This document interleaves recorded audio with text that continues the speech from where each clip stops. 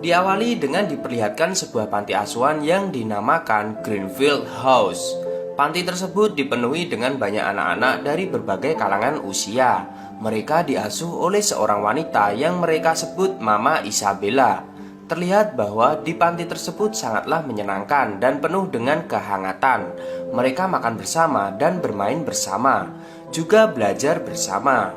Greenfield House memiliki peraturan yang tidak boleh dilanggar oleh anak-anak, yaitu mereka tidak boleh keluar dari pagar pembatas dan mendekati gerbang utama.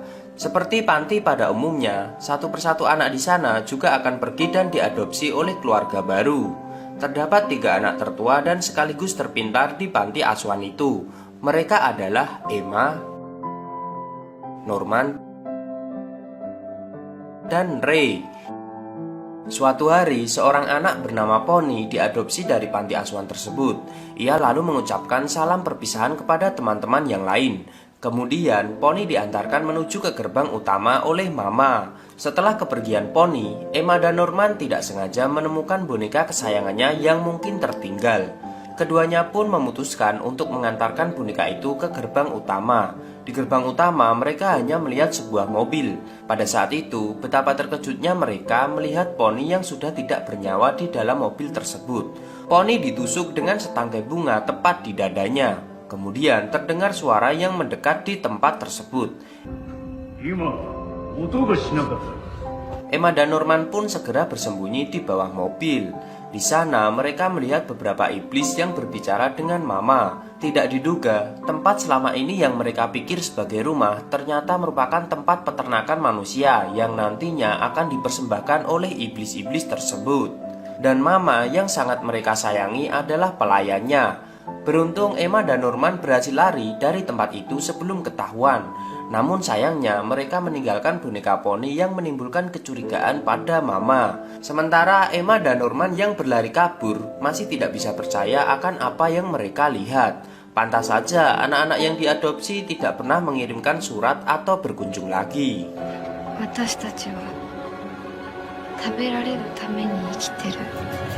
Keesokan harinya, Emma dan Norman berusaha bersikap seperti biasanya di hadapan Mama. Saat jam bermain, mereka pergi melewati batas untuk menemukan jalan keluar dari tempat itu. Setelah berlari cukup jauh, mereka dihadapkan sebuah tembok raksasa yang mengelilingi tempat tersebut. Mungkin mereka bisa saja kabur dari tembok itu. Namun bagaimana dengan anak-anak lainnya yang rata-rata di bawah 5 tahun? Mereka pun kembali sembari memikirkan cara untuk kabur bersama. Tak diduga, ternyata Mama selama ini menanamkan sebuah chip di tubuh anak-anak untuk memantau pergerakan mereka.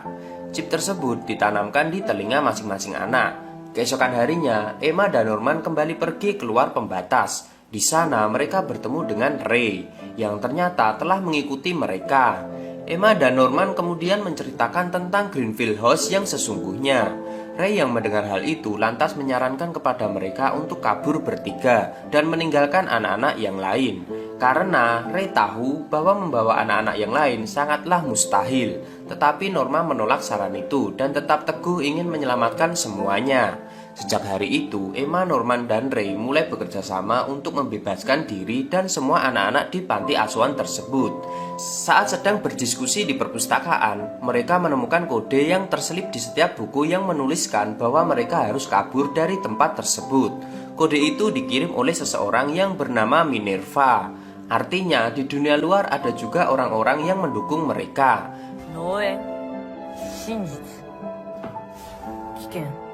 Keesokan harinya, Mama datang dan memperkenalkan pengasuh yang bernama Sister Crown. Tentu saja Sister Crown didatangkan bukan untuk mengasuh mereka, melainkan untuk mengawasi mereka semua. Hari itu, Emma dan lainnya mulai melatih anak-anak dari segi fisik dan kemampuan berpikir mereka. Hal itu dilakukan agar mereka semua bisa kabur dari tempat itu. Kemudian, Sister Crown mendekati mereka dan mengajak untuk bermain kejar-kejaran. Emma, Ray, dan Norman memanfaatkan hal itu agar bisa mengenali musuh mereka. Tak disangka, meski tubuhnya terlihat besar, ternyata Sister Crown memiliki kecerdikan yang cukup tangguh untuk menangkap anak-anak. Namun sayang, Norman dan Ray berhasil memenangkan permainan itu. Kecerdikan dan kepintaran anak ini juga tidak bisa diremehkan. Di balik sikapnya itu, Sister Crown ternyata memiliki ambisi yang terselubung. di mana ia berniat untuk menjadi mama di panti tersebut dan menggantikan Mama Isabella. Oleh sebab itu, ia berusaha keras untuk mencari bukti dari pelarian yang akan dilakukan oleh anak-anak panti agar bisa dilaporkan ke pusat. Dengan begitu, Mama Isabella akan mendapat teguran dan dihukum mati. Setelah hari itu, Mama dan Sister Crown tidak melakukan apapun untuk menghalangi mereka. Hal itu pun menimbulkan kecurigaan di kepala Norman. Dia merasa di antara mereka dan anak-anak lain terdapat mata-mata yang membantu Mama untuk mengawasi mereka.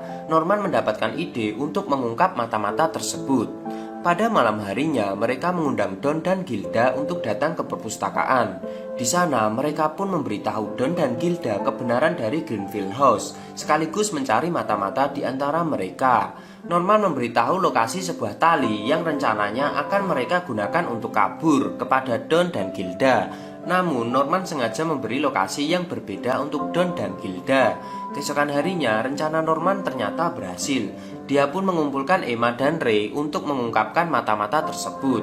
Bukan Don dan Gilda, namun mata-mata itu ternyata adalah Ray. Norman yang cerdas ternyata telah menipu Ray, di mana lokasi yang ia beritahukan sebelumnya hanya Ray dan Emma yang tahu. Kemudian Ray pun akhirnya mengakui hal tersebut. Tetapi ia melakukan hal itu bukanlah tanpa alasan.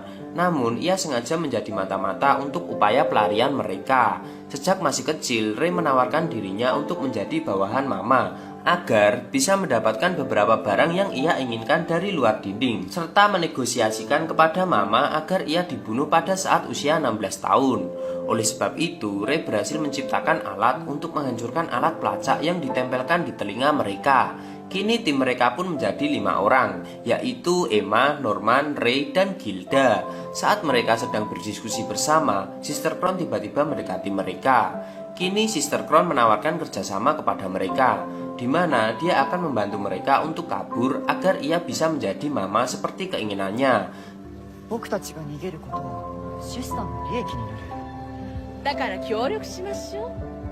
Tetapi anak-anak itu lebih dulu menyadari niat terselubung dari Sister Crown, di mana ia hanya ingin mencari bukti percobaan pelarian dari mereka untuk tujuan pribadinya. Dan pada akhirnya anak-anak itu akan tetap ditangkap dan dibunuh juga. Pada malam hari, Emma dan yang lainnya pun pergi ke kamar Sister Crown untuk menggali informasi darinya. Dari pertemuan itu, Sister Crown mengetahui rahasia di mana kelima anak itu ternyata telah memiliki alat untuk menghancurkan pelacak yang terpasang di telinga mereka. Kelima anak itu pun memanfaatkan Ray untuk melapor kepada Mama Isabella tentang Sister Crown yang mulai mendekati mereka. Hal itu dilakukan agar Mama terhasut dan menyingkirkan Sister Crown. Keesokan harinya, Sister Crown terlihat mencari-cari alat tersebut di seluruh tempat. Sampai akhirnya Sister Crown menemukan alat tersebut di sebuah boneka milik salah satu anak. Saat hampir saja mendapatkan alat itu, Mama tiba-tiba datang dan memberikan surat pemindahan untuk Sister Crown ke panti lainnya. Sebelum pergi, Sister Crown terlihat menaruh sebuah pulpen di laci milik Norman. Kemudian Sister Crown pun pergi ke gerbang utama. Di sana ia bertemu dengan atasannya yang disebut dengan nama Grandma. Kemudian saat itu juga Sister Crown dieksekusi oleh iblis. Keesokan harinya, Emma dan Norman memutuskan untuk pergi memanjat dinding untuk melihat-lihat jalan yang akan mereka lalui saat kabur. Sementara itu, Don, Gilda, dan Ray akan bertugas untuk mengalihkan perhatian Mama. Tetapi Mama ternyata sudah lebih tahu tentang rencana itu, sehingga ia pun menyekap Ray di dalam kamar dan kemudian berlari mengejar Norman dan Emma. Dan benar saja, Norman dan Emma tertangkap basah di depan dinding. Emma pun segera menyuruh Norman untuk kabur meninggalkannya. Sementara ia akan menahan Mama. Tidak diduga, Mama dengan tega mematahkan kaki Emma begitu saja. Karena hal itulah, Norman dan Emma pun akhirnya gagal. Dengan terburu-buru, Mama memberitahu mereka bahwa yang selanjutnya akan dieksekusi adalah Norman. Emma dan lainnya sangat terpukul mendengar hal itu. Ditambah sekarang Emma tidak bisa bergerak karena kakinya yang patah. Akhirnya pada hari eksekusi mereka meminta Norman untuk kabur sendirian dan menunggu mereka di atas dinding sampai Emma pulih kembali. Dan benar saja, hari itu Norman pergi melewati batas dan membawa beberapa perlengkapan. Terlihat Norman telah berhasil sampai di atas dinding. Emma yang mengira Norman telah kabur terlihat cukup tenang. Namun tak diduga, Norman malah datang kembali begitu Mama mencarinya. Hal itu membuat Emma dan teman-temannya cukup kecewa dengan tindakan Norman. Sebelum dibawa ke gerbang utama, Norman menggambarkan sketsa dinding yang telah ia telusuri. Norman melakukan hal itu agar teman-temannya bisa kabur dari tempat tersebut. Sebelum benar-benar pergi, Norman mengucap salam perpisahan kepada teman-temannya dengan berat hati. Dan Norman akhirnya dibawa ke gerbang utama oleh Mama. Setelah kepergian Norman, Emma dan Ray terlihat sangat murung dan bahkan menyerah akan mimpi mereka untuk kabur. Setelah 2 bulan lamanya, mereka tidak melakukan usaha apapun. Dan kini tibalah giliran Ray untuk dieksekusi. Emma pun pergi menemui Ray di sebuah ruangan. Tak disangka, selama 2 bulan itu, keduanya tidak menyerah sama sekali.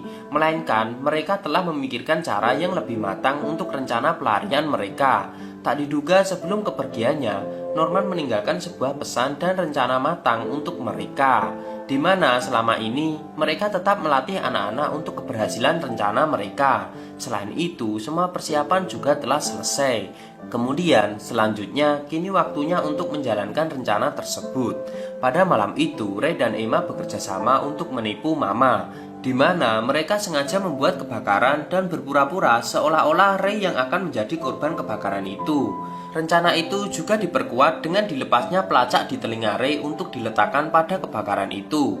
Mama lantas berlari untuk mengambil alat pemadam kebakaran dan sibuk memadamkan api di sana. Kesempatan itu kemudian digunakan oleh Emma dan anak-anak lainnya untuk kabur bersama.